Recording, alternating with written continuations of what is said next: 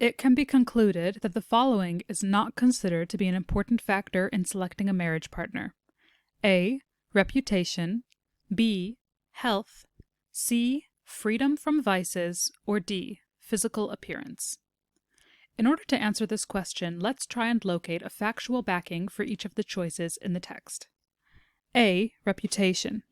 We see that when selecting a girl, the mother of the boy would look for the most important traits, including a good reputation. Because we can see from the text that this was considered to be an important factor, we can mark it as incorrect. B. Health. In the same sentence, it tells us that the mother of the boy would look for good health to ensure good births. This too can be marked as incorrect. C. Freedom from vices.